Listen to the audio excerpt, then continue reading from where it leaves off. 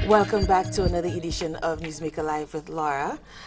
Today, our topic is your kidneys and you, and with me is Dr. Merle Clark, a nephrologist in St. Lucia, and we're talking primarily about kidneys, but we will be touching on heart disease. We've touched a little bit on that, and we probably will expand a little further on, and the work of the St. Lucia Medical and Dental Association, how they can or how they intend to bring across the message of how you can keep your kidneys healthy, how you can keep your heart healthy, keep your diabetes in check, your hypertension, and if more importantly, how not to get to that point where you absolutely need dialysis and whatnot. Before we went on break, we talked a lot about the usual suspects surrounding kidney disease, and now we're going to touch a little bit on polycystic kidney disease. I must confess that I was totally ignorant on that. I've heard of polycystic ovaries,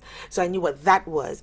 But until a friend of mine, a very close friend of mine, told me that she had polycystic kidney disease. I was like, what? What is that? And it's heart-wrenching a little bit. So it's kind of touching for me. It's very emotional for me because there's nothing she can do about her polycystic kidneys. So tell us, what exactly is polycystic kidneys and how does one get it, and what are some of the what are some of the advances that you could do to take care of it, or can it be healed? Can it be cured? Okay. The full name is autosomal dominant polycystic kidney disease, and what that essentially means is if one parent has it, that parent can pass it on. Unlike genetic diseases like sickle cell disease, where both parents would have to have the trait or the gene to pass that on to a child. With autosomal dominant polycystic kidney disease, what you have is one parent passing it on. So you find several children or several siblings would have, or brothers and sisters would have autosomal dominant polycystic kidney disease. And what you essentially have are kidneys which become larger and larger and larger because of the growth, uncontrolled growth of several cysts from different structures in the kidneys, something called the tubules in the kidneys. And the kidneys are very complex organs, but on average, your kidneys would be the size of your closed fist. We're born with 2 kidneys on average.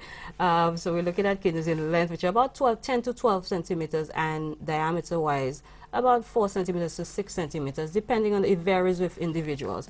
So certainly when you see somebody with a 7-centimeter kidney, that's a problem right away without missing your blood test, without seeing anything else. Unless you are a dwarf, 7-centimeter kidneys usually indicates that there's been some degree of scarring and injury to that kidney, and that's why it's shrunk that much. The opposite happens in autosomal dominant polycystic kidney disease, and it is in terms of causes of kidney disease and the frequency with which it causes chronic kidney disease. It's probably ranked number 4 thereabouts, because for diabetes, hypertension, what we call primary glomerulopathies or primary diseases that affect basically the kidneys, and then would come autosomal dominant polycystic kidney disease. As I said, what you have is uncontrolled growth of those cysts. So you're right in that you cannot control the growth of those cysts. There are several drugs in development, the aim of which would be to try to control the growth of those cysts, because the problem with those cysts growing is that as they grow, they essentially take up the space of healthy kidney tissue, and that is what causing the destruction of the kidneys itself, and that of course leads to a decrease in the kidney's ability to function. So you have very, very large kidneys which aren't functioning very well. What can you do, however? Again, if caught early enough, and there is a strong family history of, I said, generally of autosomal dominant polycystic kidney disease, if caught early enough, most patients with autosomal dominant polycystic kidney disease would have hypertension. That's one of the causes of hypertension. As I said, damage to the kidneys usually results in hypertension because of the important role the kidneys play in regulating blood pressures. So essentially our role when we get those patients early enough is control those factors which we can control, which usually would be the hypertension. Patients with polycystic kidney disease tend to form stones a lot. Stones in and of themselves can lead to progression of kidney disease. Control things like uric acid, if your cholesterol is high, and a series of other factors ensure that there's no protein in your urine. Patients with those cysts, if you have very large kidneys, what you find sometimes, if the kidneys are very, very large and increase in the abdominal girth, And that is important because if those cysts rupture, it can cause a lot of bleeding, a lot of massive bleeding, which would scare the average person. And that can happen in those patients. And sometimes it literally is just bed rest unless the bleeding continues, and then that person, to stop it and to prevent that person literally from bleeding to death, what you would need is what we call a nephrectomy, have the entire kidney removed, which in and of itself is quite a difficult and long surgery. But you need your kidney, so how can you have the kidneys you removed? can it's certainly not the ideal thing to do, but in medicine sometimes hard decisions have to be taken, and you usually aren't removing, because when you have rupture, it's usually probably one cyst or a couple cysts in one kidney, not the other kidney, so you would still have the other kidney, and you can live a fairly healthy life with one kidney. Of course not with a polycystic kidney, but you can live a fairly healthy life with that. In as much as I said, it's not what you would want to do. It's certainly, you don't want to call in the surgeon to remove this person's kidney, but if the bleeding persists and there's a risk of death, imminent death in that patient, then it is the action that has to be taken. So in polycystic kidney disease, you could have one kidney that is diseased and not the other. In polycystic kidney disease, both kidneys are diseased, because a lot of patients come to us sometimes and they had an ultrasound done, and I have one cyst on my kidney, and they're very worried. That is not a problem. Almost 50% of the adult population, if you do routine ultrasounds for everybody, will have one cyst on one kidney, or perhaps two cysts on each kidney, and that's not a problem at all. Unless those cysts keep growing and they become very large and are compressing surrounding structures, it really does not become a problem, and that hardly ever happens. So you just stay there and you have your cyst. That's not an issue. With autosomal dominant polycystic kidneys, you have several cysts on both your kidneys, and that is where the problem lies, because if it were on just one kidney, then you'd have the other kidney functioning very healthily, very well, and you wouldn't have a problem. Because patients, for example, if you look at patients who donate kidneys, healthy patients that is, to a patient who would need a kidney transplant, in a patient, for example, who has end-stage kidney disease, those patients only have one kidney and they live perfectly healthy lives. Some people are born with one kidney and they're able to live healthy lives. Even when you do a kidney transplant, that person now only has one functioning kidney, and you do live a healthy life. So the problem with anything which affects the kidneys and could lead to chronic kidney disease affects both kidneys, and that is a question which is often asked. When we talk about kidney failure or chronic kidney disease, you are talking about both kidneys, because if it were one kidney, we wouldn't even see a problem in the blood test. You may detect perhaps some protein in the urine because that one kidney may be working a bit more than if you had two kidneys. But even that, we could reduce that pressure with certain medications or certain actions that can be taken to do that, so it doesn't cause a significant problem. But polycystic kidney disease does affect both kidneys, and the risk that some patients with polycystic kidney disease also have is that they can potentially have cysts at other levels. They can have cysts in the liver and cysts, ovarian cysts as well, and they could have aneurysms, cysts in the spleen and just about every organ, and also cerebral aneurysms. And as a result of? As part of the whole conundrum of autosomal dominant polycystic kidney disease, you can have those other structures being affected. Now, thankfully, it is a small percentage of patients with polycystic kidney disease who have aneurysms, which of course is one of the most, the worst possible scenarios in the patient if you have an aneurysm which ruptures. Because what an aneurysm basically is what we call a dilatation, or the walls of the blood vessels become a bit weak, and that could rupture, especially in somebody with high blood pressure. And bottom line is, if you have bleeding in your brain, the scenario could never be very good. So, but luckily, just a small percentage of patients with polycystic kidney disease have that. How prevalent is polycystic kidney disease in St. Lucia? In terms of the prevalence, we don't have the specific data. We are in the process of collecting data, not only for St. Lucia, but in the Caribbean as a whole. The renal registry is coming on stream, and we plan with that to go more into research and see which parts of the island are more affected. But just on an anecdotal basis, observational basis, what has been observed, there is certainly quite a few more patients in the south of the island. Perhaps on that. And we've never done a research as to why that is. It would be fairly simple to understand why, because again, it's inherited. It's passed on genetically. So if, for example, there was one family initially had it and they were in the south of the island, then those are the siblings that would have it, and those are the siblings who would have children. Exactly. Exactly. And I think basically that is what is going on, because we certainly have a larger population, at least of patients that we know, and that's a problem with kidney disease, as it is with a lot of the non-communicable diseases, those chronic non-communicable diseases, that what we're seeing a lot of the time is the tip of the iceberg. So are there a lot more patients in the north of the island who have it, who just simply have not come in? That is quite possible.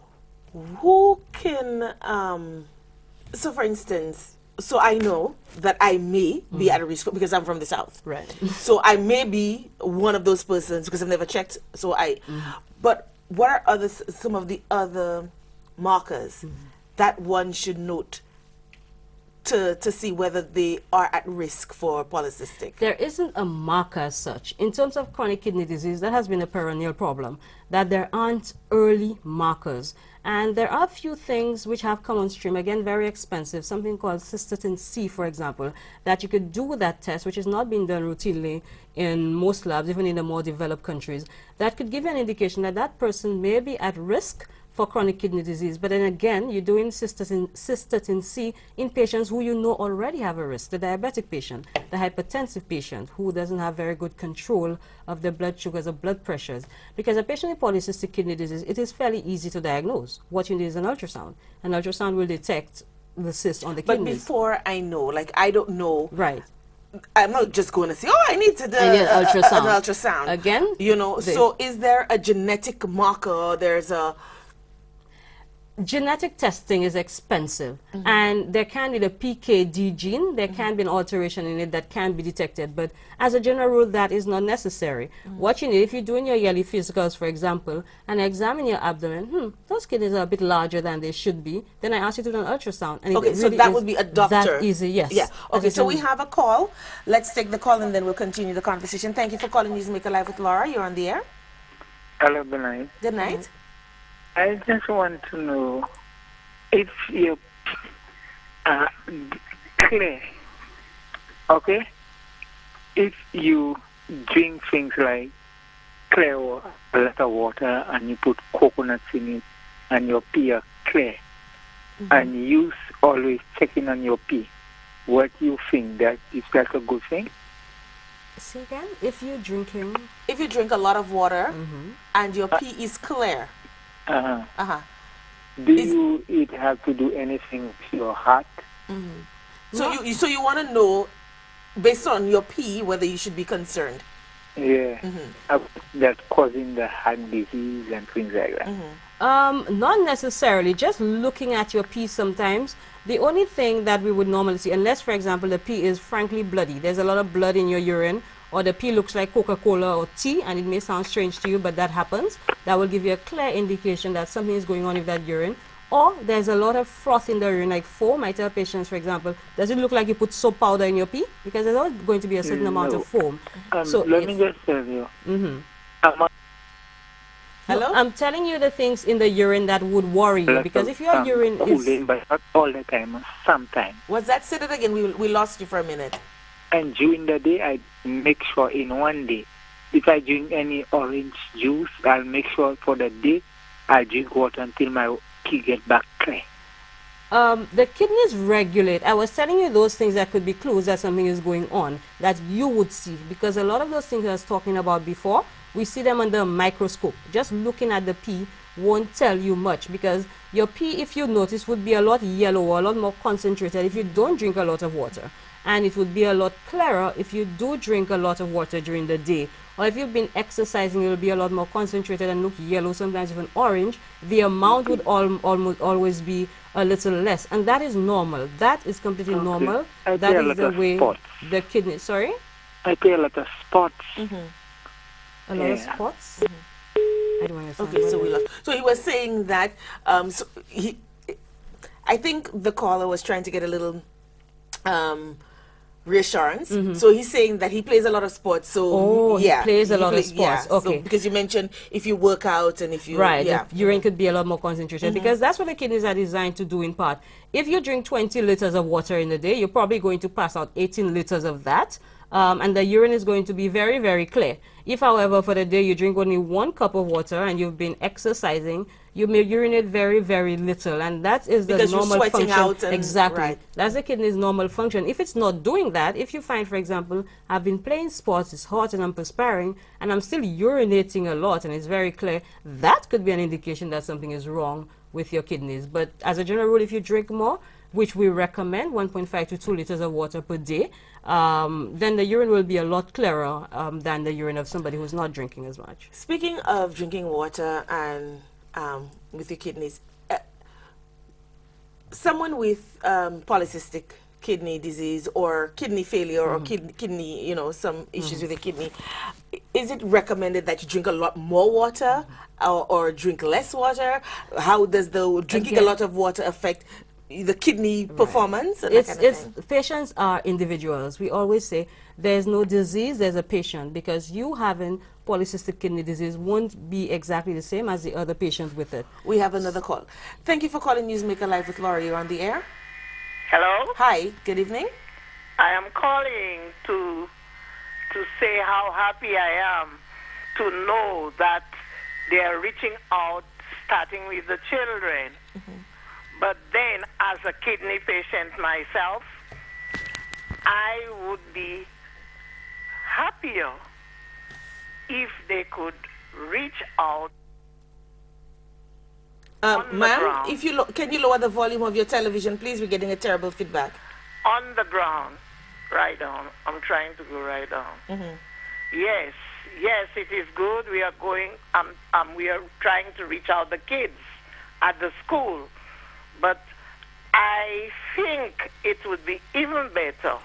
I'm just suggesting, as a kidney patient, because I'm always confronted by people in my community and elsewhere asking questions about kidney failure and whatnot. And we have been doing that. I am happy that you will be reaching out in respect of the children.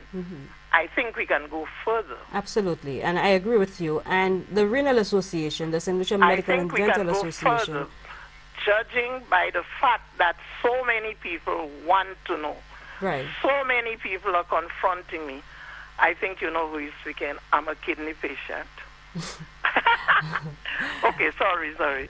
I think we can go a bit further. First of all, I must say the theme is quite appropriate.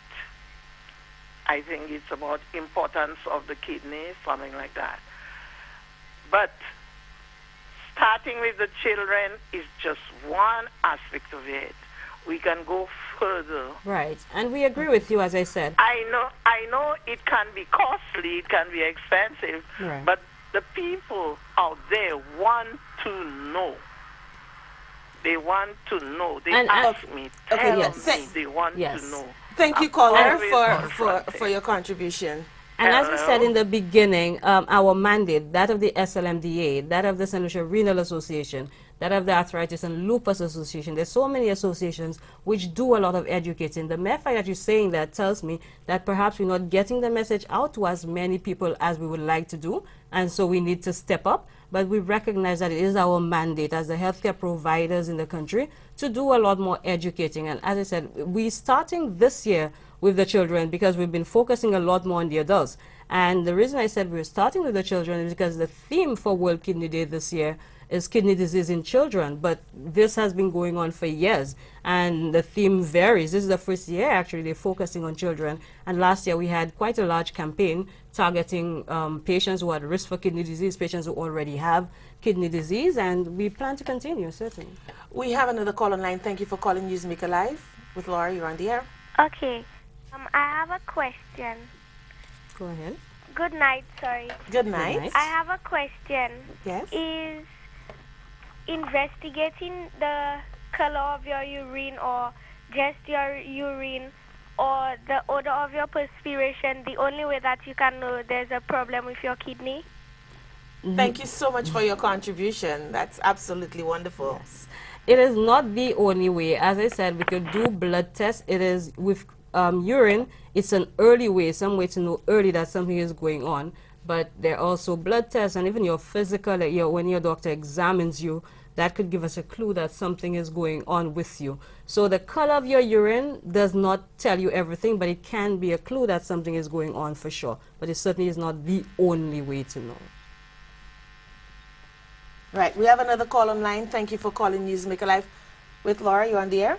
Hello, good night. Good night. Dr. Clark, you were saying a while ago about froth in the urine. Yes. Can you repeat it a little for me, please? Let me really understand what you're saying. I'll listen on the television.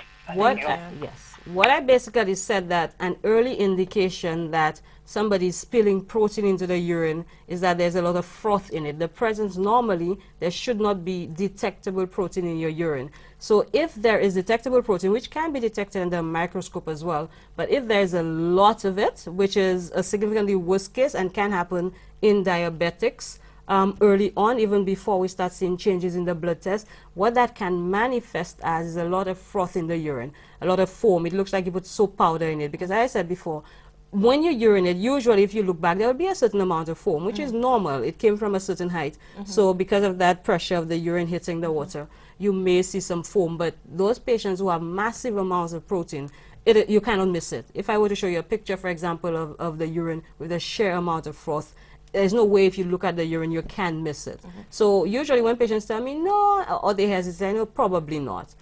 We have another call online. Thank you for calling NewsMaker Live with Laura. You're on the air. Yes, good evening to you, Madam Moderator, Good and evening. to your guests. Good evening. A very interesting and healthy program this you. evening. I must commend you both. Thank you. I have a burning issue, which is that of the level of alcohol consumption in our nation.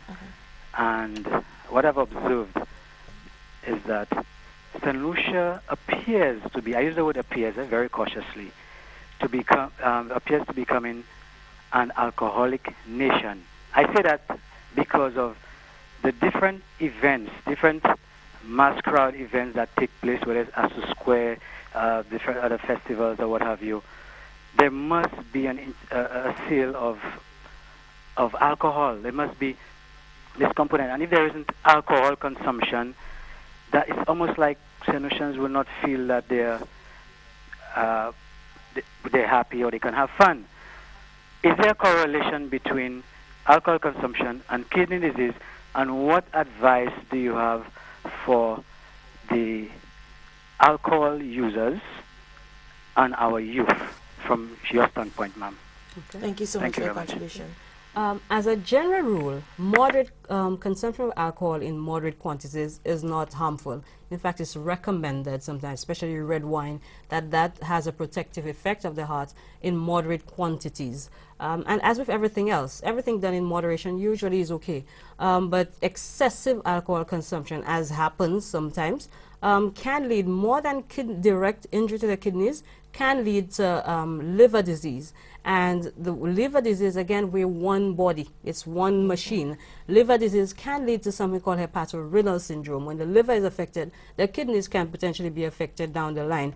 And a problem that we tend to get with alcoholics is that they tend not to focus on eating. So they tend to come in malnourished, and their albumin or the protein level in their blood is low. So that low protein level can lead to a certain extent to lack of blood getting to the kidneys, and that can affect the kidneys, plus dehydration and a series of other things. But more liver disease than kidney disease. Right. We have another call. Thank you for calling NewsMaker Live with Laura. You're on the air. Hi, Laura. Good evening. How are you? I'm fine, thanks. Good evening to Dr. Clark. Good evening. Laura, I'm seeing you in your national colors. So before I ask my questions, let me just wish all of us, a happy 37th. Thank you. And great show tonight, Laura. Very informative. Thank you. Dr. Clark, I think 3 questions. The first one, is there a difference between kidney disease and chronic kidney disease? And my second question, when you have a situation where there are cysts on your kidneys, what does that say? And my third question is, you were speaking about wine and so on. Alcohol, sorry. I want to ask that there are some studies which say that a glass of wine is good and so on and so on. Is it in moderation or is it not good or so on? What are your thoughts on that? Thank you very much. I think with reference to the last one, you might have been trying to get the line when I did say that in moderation, alcohol really does no harm, and it is actually recommended, particularly by the French study groups, that a glass of wine occasionally probably has a beneficial effect on the heart. In terms of kidney disease and chronic kidney disease, I think that's what she asked. When we speak of kidney disease, there could be what we call acute kidney disease or acute kidney injury, where somebody, for example, who we knew for sure had normal kidney function yesterday or last week, and something acute happens, be it a stab wound, for example, and they bled profusely, the kidneys in an effort to protect themselves, they may shut down temporarily. Now, those patients, we may sometimes need to dialyze, but we expect, for the most part, for those patients' kidney function to go back to normal. And we call that kidney disease as well, or kidney injury, but that is acute. Chronic kidney disease is a term reserved for patients who we know have risk factors, and over time, probably there's been injury to the kidneys over time, and they have a reduced what we call a glomerular filtration rate. That certainly is not something we think happened yesterday. And there are a series of things that could lead you to believe this is acute and this is chronic. Sometimes it's difficult, but for the most part, if I have a diabetic who's had uncontrolled blood sugars for 20 years and comes in with very bad kidney function, that is probably chronic kidney disease. It's used sometimes interchangeably with kidney failure, and patients say my kidneys are failing, and they can be used interchangeably, but we tend to reserve failure for stage 5 kidney disease, and there are 5 stages, or the end stage when we say kidney failure, but they really can be used interchangeably. Speaking of kidney failure, and speaking of, you mentioned dialysis a little while ago, at what point or at what stage does a patient require dialysis? As I said, there are 5 stages of kidney disease, and based on the stage of kidney, when you're sent to the nephrologist, our role is always to stage you. So stage 1 and 2 are considered mild kidney disease. Stage 3, moderate damage to the kidney, and stage 4 and 5 are fairly late stage. Let's just hold there. We have a call online. Thank you for calling NewsMaker Live with Laura. You're on the air. Yeah, Doctor, I do thank you for your response. A reference to the advice that you have for the youth in relation to alcohol consumption. I heard you mention moderation, right? I take it that you're referring to adults, right? Yes, absolutely. Yes. And how do we measure moderation? It is a very interesting question, and there are specific quantities, for example, and it varies for women and men. Men are allowed a bit more. I cannot remember the specifics right now, but for example, a shot per day of, not per day, 3 times a week, I think, of hard liquor, or a glass of wine per day. If it's beer, it varies. There are variations in terms of what is moderation, and you're quite right.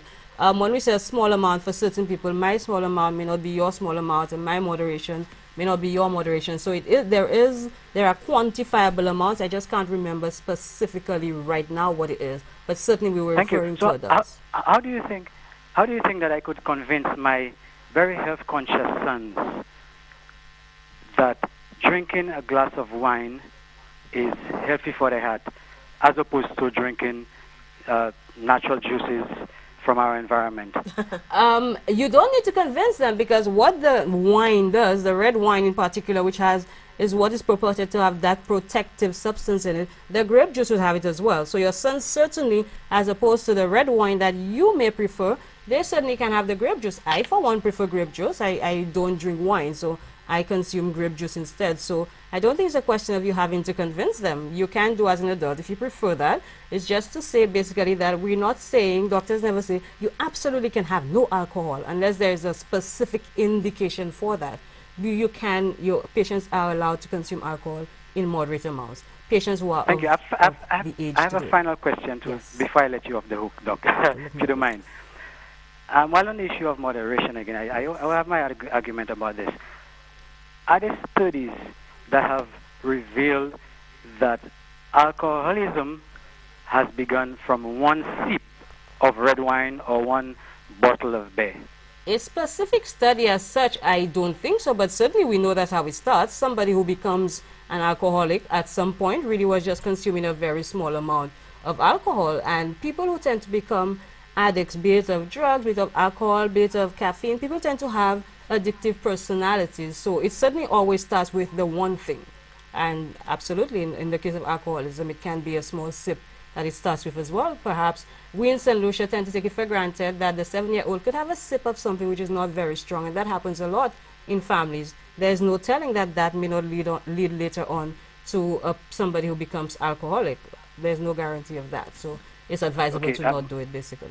Yes, thank you very much. In my conclusion this evening is to encourage every healthcare worker, such as yourself and others, to say no and to discourage the consumption and misuse of alcohol and other forms of drugs in our society. The misuse of alcohol and drugs. drugs. I thank you very much. Thank you so much for your call. So we were saying, at what stage do we Yes. dialyze? So we dialyze patients at stage 5 kidney disease. When you have stage 5 kidney disease, or something called a glomerular filtration rate of under 15. So I tend to say it loosely as if your kidneys are working on less than 15% of their capacity, that's when you need renal replacement therapy. So in our setting, what renal replacement therapy essentially means is hemodialysis, but there are other forms. The best form is kidney transplant, which we don't do, and there's also peritoneal dialysis, but here in our setting, it's hemodialysis. Okay. We have another call online. Thank you for calling Newsmaker Live with Laura. You're on the air. Hi, good evening, Doc. Good evening. I just want you to explain to me the relation between the kidney function and gout. The kidney function and gout. Okay. Thank you for your call. Thank you. Gout is usually caused by a substance. It's a waste substance called uric acid. And uric acid, the way it causes gout, it tends to deposit in the joints. And what that leads to is inflammation and a lot of swelling and pain, which patients who have gout get in the joints.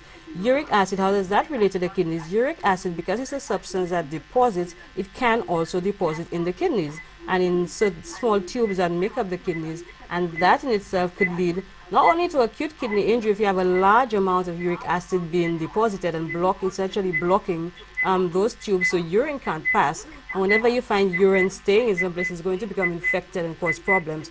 But also in somebody who already has chronic kidney disease, uric acid is one of those things that can cause it to progress or get worse. So a stage 1, for example, who has high uric acid which remains untreated, can become a stage 2, can become a stage 3. And our aim is to always prevent that from happening. Whatever stage you're at, our aim is to prevent you from progressing to a later stage when your risk of cardiovascular disease or heart disease certainly increases. Kidney disease just seems to be like this recurring decimal that just, there's no end to it. What kind of diet should a kidney patient, be observing? The diet for a kidney patient can seem on the surface to be very difficult, and again, you have to individualize patients. That depends on the stage. The diet for a patient with stage 1 or 2 kidney disease, for example, who's diabetic, essentially remains that same diet that you would have in a diabetic. Low sugars, you reduce I'm getting a feedback. Are you getting that feedback? Yes, I am. In your ear? I am. It's on. Okay. Caller, I think we have a caller online. So yes. one of two things. You either need to turn off your television or you need to listen to us on air, via your television. Okay. Right. What was I saying? The diets. Yes, so that diet would vary. So a patient with stage 3 kidney disease and stage 4, certainly stage 5, our aim is to reduce things like potassium and phosphorus, which generally we encourage patients to have, which is why so many foods are fortified with potassium, fortified with phosphorus. But a patient with kidney disease, we have another call, so we'll get back to the answer to that question. Thank you for holding and thank you for calling Newsmaker Live with Laurie. You're on the air. Yes, good night. Good night.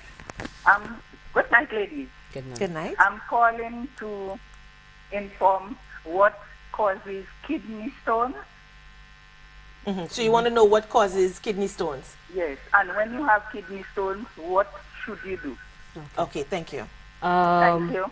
Yes. So there are several forms of kidney stones. There are 4 basic kinds of kidney stones, and the treatment would depend on which kind of kidney stone you have. There's a kind of stone that is formed from people who tend to get infections a lot. For example, if a man has a very large prostate and urine is staying in the bladder longer than it should, that man could start forming something called a struvite stone. But by far the most common cause of stone, those are calcium stones. And those stones, basically, they form in patients who have a genetic predisposition to it, probably, but patients tend to recur. So if a stone is small enough, a patient may be able to pass that stone. It's a very painful experience from what I've heard. I've seen grown men cry from trying to pass a small stone. One is said to be worse than labor. Relatively small. It's very small because a 1 centimeter stone, usually a stone as small as 1 centimeter, usually you can't pass it, and that needs to be surgically removed. So the key in but it's where it's passing through. But we have another call, so that's 2 questions we have to get back to. Thank you for holding and thank you for calling Newsmaker Live with Laurie. You're on the air. Good night, ladies. Good night. My question is lack of drinking water the cause of kidney disease? No, that is not the only cause of kidney disease. We certainly recommend, as I said, 2 liters, 1.5 to 2 liters. And going back to the stones question, the mainstay of treatment of stones, no matter what the kind of stone, is drinking abundant fluids. If you form the stone, you need to be consuming at least 3 liters of water in the day. Water or juice fluids, basically, because any stone, no matter what the kind, be it a struvite stone, be it a calcium stone, be it what they call a cysteine stone or uric acid stone, again, uric acid comes into play.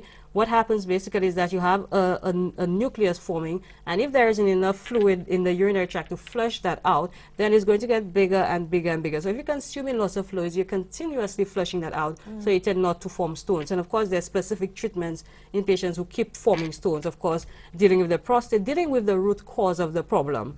So that is in terms of the treatment for stones, the first person. So this, in terms of the drinking water question, it's not the only cause. Not drinking enough water can lead to dehydration, especially if it's very hot, for example, and you're exercising a lot, and a series of other things. If you've been vomiting or have diarrhea and not drinking sufficient amounts of water, that could lead to dehydration, and dehydration can lead to acute kidney injury. And when I say acute kidney injury, something I said that happens within a matter of days or weeks. And once you've had acute kidney injury, your risk of developing chronic kidney injury, which is the bigger problem in St. Lucia, certainly increases. So in that sense, not drinking water, yes, can contribute, but not the main cause. Diabetes is the main problem. Okay, so we have our last caller online. Thank you for holding, and thank you for calling NewsMaker Live with Laura. You're on the air. Good night, ladies. Good night. Dr. Clark, yes. I called to thank you for your intervention. I came to you at a stage where I was stage 2 kidney failure, and through your intervention I'm happy to say that it's reversed. The question I want to pose: at what stage can kidney failure be reversed?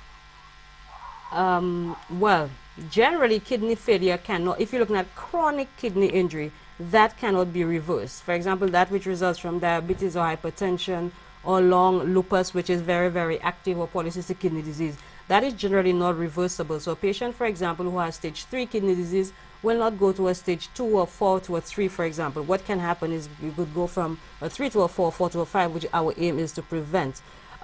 In cases where you seem to have what would seem to be a reversal, what probably happened is that that person was in a genuine stage 3, or that person was in a genuine stage 2, because in order to determine a patient's stage of kidney disease, we use something called your creatinine. So we ask the lab for that person's kidney function, and they'll give us a series of numbers: your sodium, your potassium, your creatinine, which is a waste product.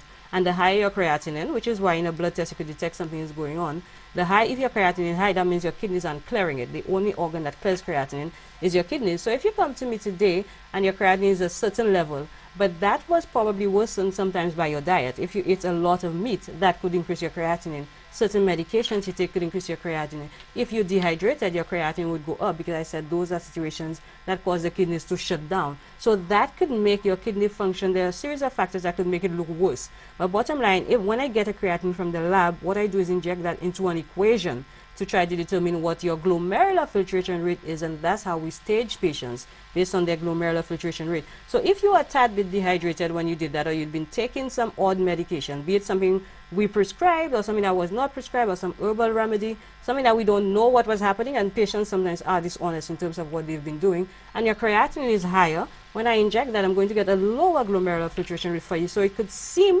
like you were stage 2 or you were stage 3 when you genuinely weren't. So when you come back next clinic, you're better, the blood pressures are better controlled, the blood sugars are better controlled, the creatinine could come down to where what your genuine baseline is, and that could give us a better picture of what your actual kidney function is, as opposed to saying it's politically incorrect to say that chronic kidney disease was reversed as such. Thank you so much for your call. I think the caller is still online? Yes, I am, but I want to thank Dr. Clark, because as I said, if it wasn't for her, maybe I would be out of my mind right now. But then I just did my last test. And it looked normal. Yeah, and everything is normal. That's good. That's fantastic. It was basically an intervention that helped me in this form right now. So We're I want here to thank her serve. very much. Wonderful. Thank you so much for your call. And that was our last caller. And I just want, well, before I do that, final words. Before your final words, just briefly, in a nutshell, just let us talk about the diet. You were talking about what is an appropriate diet for a kidney patient. So give us briefly that, and and then your final words. So as I said, basically reduction in potassium and phosphorus. The problem is quite a few things have potassium and phosphorus. So a lot of the fruits that we consume, but those things, firstly, let me say we usually refer to the dietitian because they do that very well. They train to do that in terms of who has what amount and how often in the week you can eat that. And it can seem very complicated. The patients get used to doing it. Take things like bananas, for example, 5 fingers of carambola, very, very high in potassium. Black pudding, very high in potassium. You can have any of these things. Generally, no. And again, like I said, it depends on the patient because the average patient with late-stage kidney disease, and remember we're talking about patients with more with late-stage because the early stage, we're really just trying to keep your blood sugars down, keep your blood pressures down, not so much your phosphorus, your potassium. Dairy products, a lot of potassium in it. Tomatoes, citrus fruits. What can a kidney patient eat, that exactly doctor? is the question that is asked, which is why we let the dietitians play devil's advocate and tell them how the diet should be because you can't, essentially, if you try to remove all phosphorus and potassium, you're eliminating everything that a patient can eat, which is why essentially what they do, you have a guide, twice a week you can have this and in that amount, and 3 times a week. If you have a moderate amount, if you have a low amount, and that is how the diet goes. So you never completely eliminate. Of course, those very, very high potassium things. Moringa, not a friend of patients with kidney disease at all. Exactly, because we seem to think it's a miracle drug. But not everybody could have it because it's very, very high in potassium. So your aim really is just to reduce that, reduce phosphorus, reduce potassium, because if you don't, the potassium really could go very high very quickly and cause your heart to beat erratically and stop.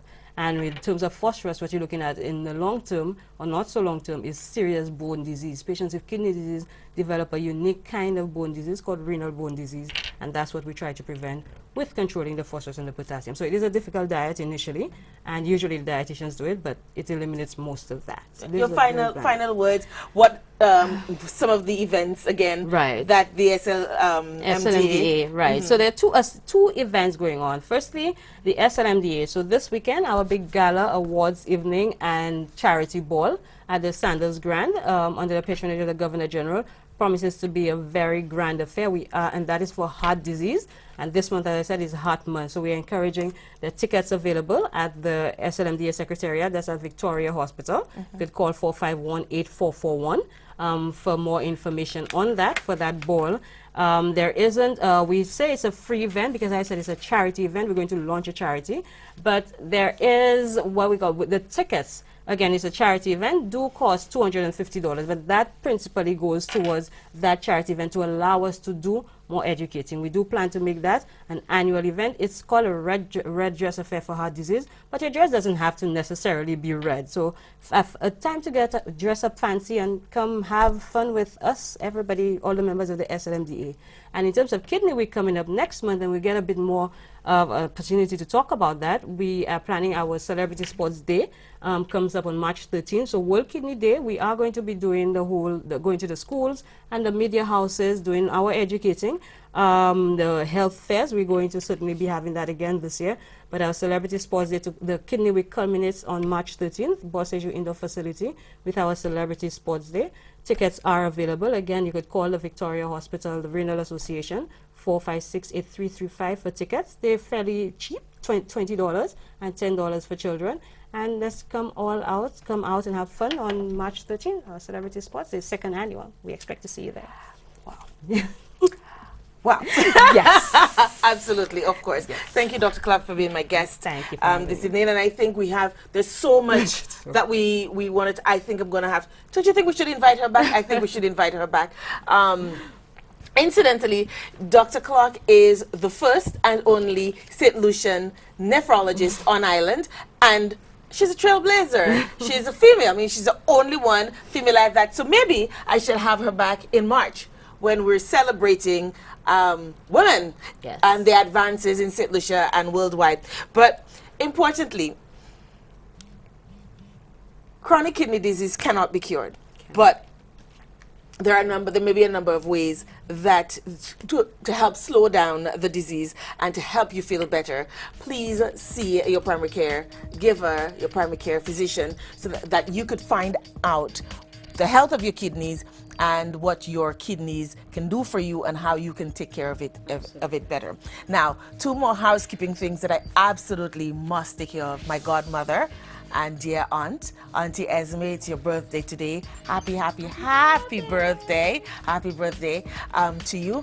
And to my dear friend Aisha, who started me out on this Know Your Kidneys and how to take care of your kidneys. Thank you, Aisha, for opening my eyes to kidney disease and a world that I did not know existed. I hope this show was awesome for you and that you learned a little bit more, although I think you've read so much on kidney disease. By now you should be a doctor, a nephrologist at that. So thank you so much. Also, St. Lucia, you would have noticed that we had an email address on the screen. We would love to hear from you. So please drop us a line at newsmakerlive.ljp@gmail.com with your ideas and your thoughts about the show and topics that we could possibly have in the future. We would love to hear from you. So until next time, ciao.